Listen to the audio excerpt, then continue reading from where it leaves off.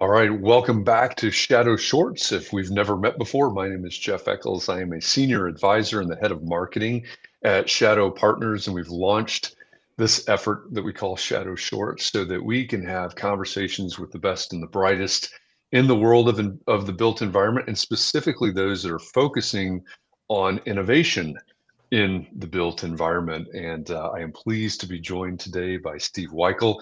He is the industry chair of the Real Estate Transformation Lab at MIT, amongst other things, of course. And we were just talking backstage before we went live. I'm really looking forward to this conversation. This is going to be a lot of fun. So, Steve, thank you. Welcome. Glad that you're here today. Thank you, Jeff. I'm delighted to be here as well.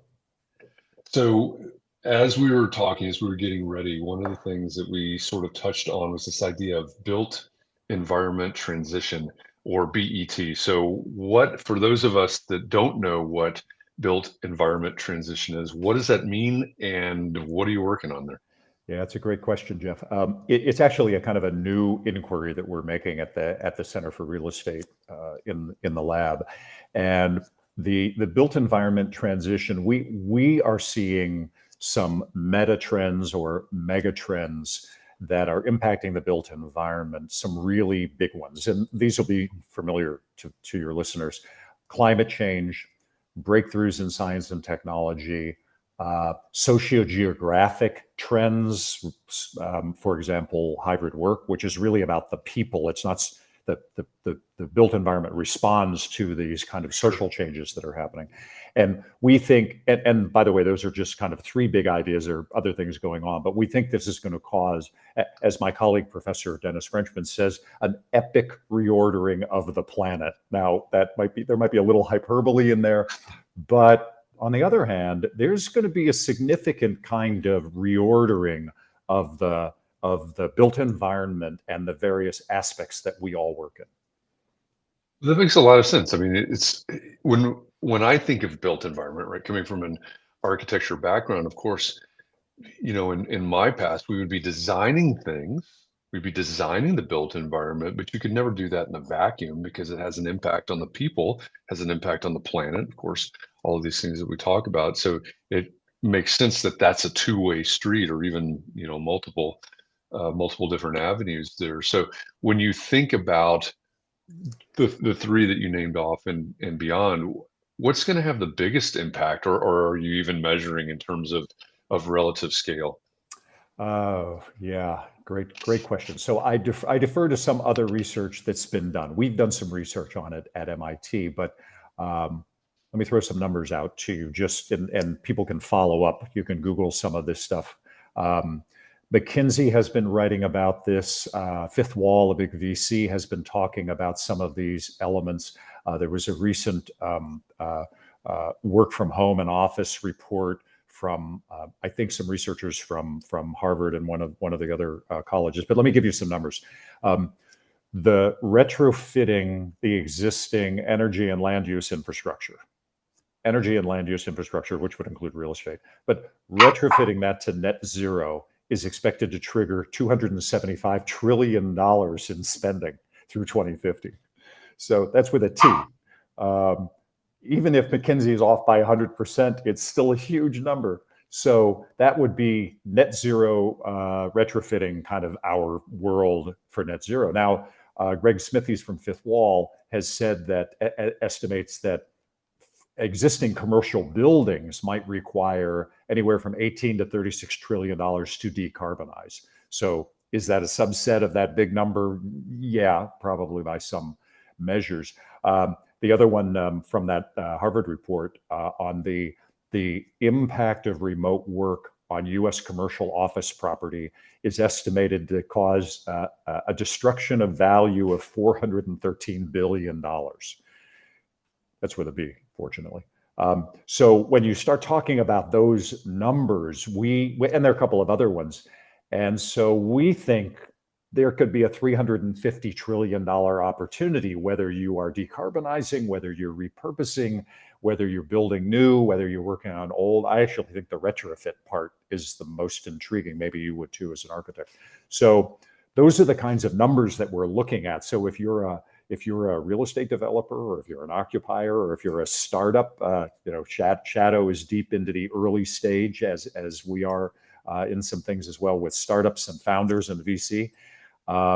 This is going to be an immense change to our world in our lifetime, I think, is the key takeaway. Yeah, I mean, you're naming off, numbers with T's and B's. And, I'm thinking I'm no economist, right? I'm just this guy that got a calculator and 10 fingers. That sounds to me like numbers that are greater than the GDP of many nations on the planet. Yes. And you're simply talking about transition. You're simply talking about how this is going to change.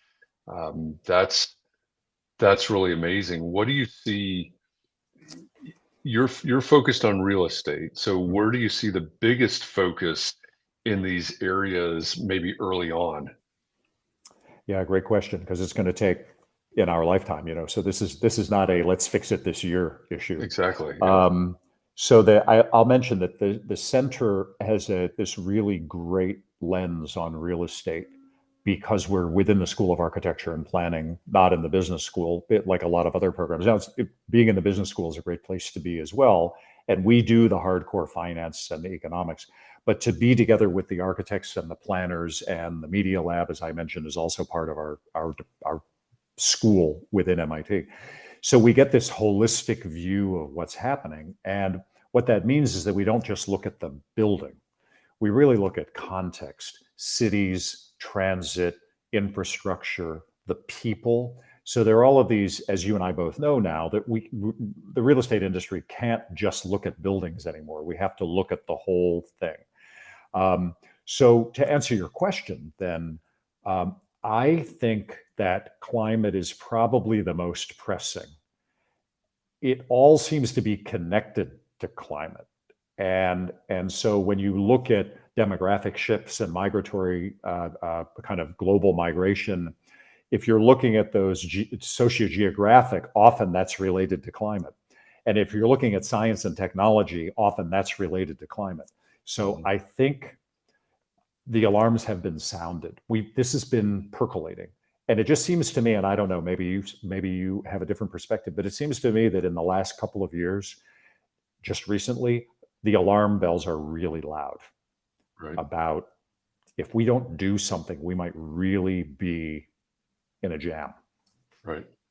Yeah. So I think the climate, to answer your question, I think climate, the center's doing some work on how do we retrofit? Is there some kind of standard way that we can retrofit and then determine value? Because it does add value, but if you don't have data, you can't prove it to the industry. So, you have these early adopters that are kind of flying without a net. That's why I think climate is going to be the key thing. Yeah, that makes sense to me. I mean, like you said, many of these things, or all of these things, they're intertwined. Right? Mm-hmm. You can't separate them from each other. So it makes sense that would be maybe the big driver. And when we talk about innovation, as you mentioned, Shadow Ventures has a number of portfolio companies that are focused on, we would typically say, on sustainability, but we're talking about climate, right? And so I think it makes sense to think that a lot of the innovation that needs to happen is going to be focused in that direction. Do you, as you look out across the landscape, do you see anything, whether it's in-house at MIT or beyond, that maybe other people are investing in or researching? Do you see anything that excites you in this realm? Yeah, a lot of it excites me. Probably because I'm a technology optimist. I think that we can, and maybe it's because I'm at MIT, where it's not always the answer, but I think there are solutions through technology that we can really maybe take the edge off or win the race, win the battle. One area. So you mentioned climate and sustainability, and sometimes people use resiliency. Those are all good terms. What's interesting, though, is these emerging kind of subcategories. So when you talk about climate, you can talk about decarbonization, which is an interesting category. Scope 1, Scope 2, Scope 3. So if you're a startup or a VC, are you interested in helping buildings reduce their energy consumption, sort of a Scope 1? Are you interested in helping the grid and the generation of power in new, innovative ways? Maybe you invest in kind of modular micronuclear, possibly, just as an example. That's sort of a scope 2. And a scope 3 might be, how are you tracing the carbon footprint of the wood that goes into the module that then gets converted into the part that goes into my building? How do we, so the scope 3 is the hard one, right? How do we understand the Right. kind of food chain of carbon? So that carbon area is interesting. There's a kind of an area of that where, what about carbon capture? I saw a great example. I don't know if it has an MIT connection, maybe it does, where they think they can capture carbon through the air handlers on the HVAC system. Well, okay. So how cool would that be? I mean, in Iceland, you've got this enormous multi-billion-dollar big vacuum cleaner that's sucking carbon out of the air, which is great. But what if we could incrementally kind of capture it out of the air when it's going through the building, which we already do anyway. We already move air around in buildings. So that's kind of exciting. It has a science element. It has a startup element. It has a carbon element. That's pretty neat.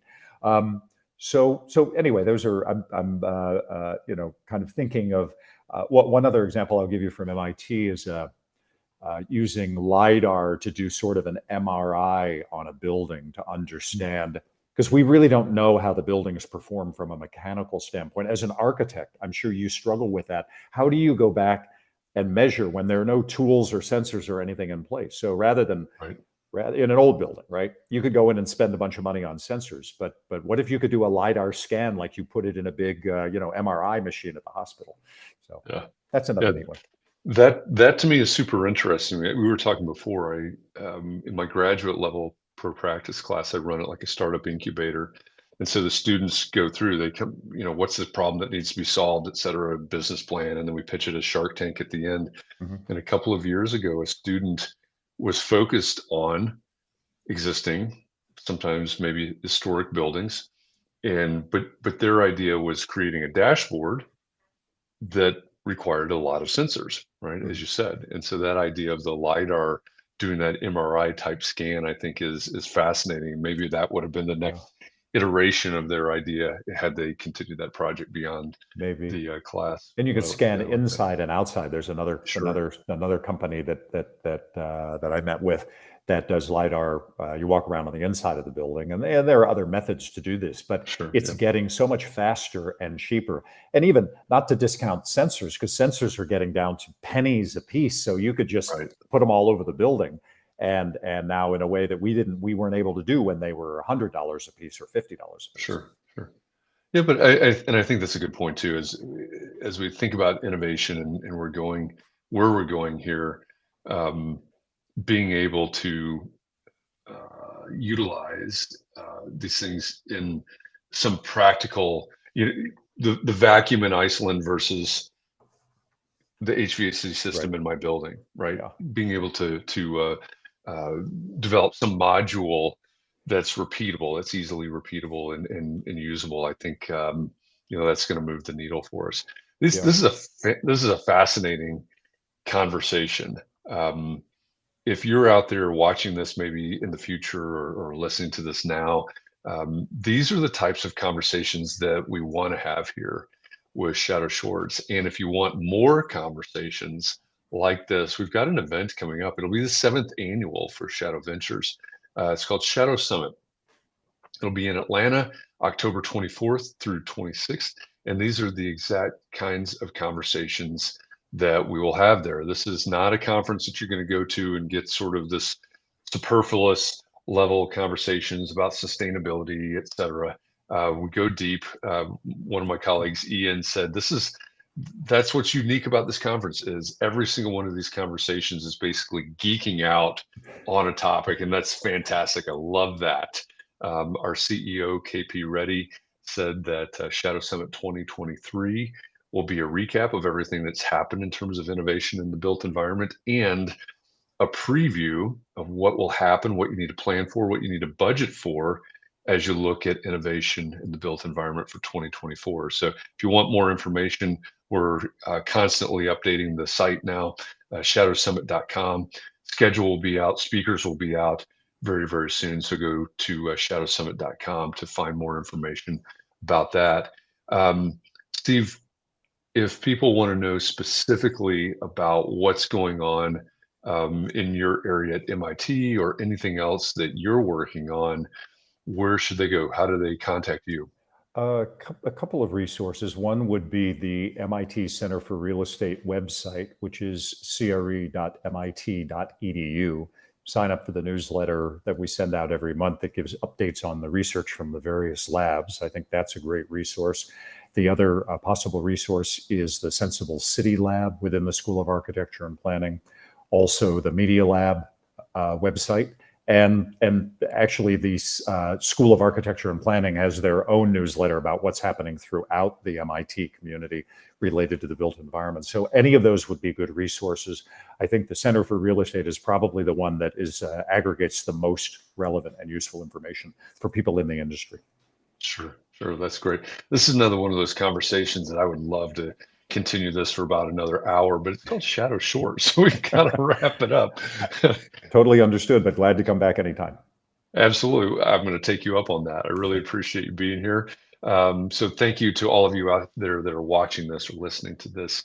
This has been Shadow Shorts with Steve Weikal, Industry Chair of the Real Estate Transformation Lab at MIT. My name is Jeff Echols. I am a senior advisor and the head of marketing at Shadow Partners. So we'll see you tomorrow with another Shadow Short. And until then, have a great day. Steve, thanks a lot. Really appreciate you for this. And let's talk again soon, everybody. Thank you, Jeff. Absolutely.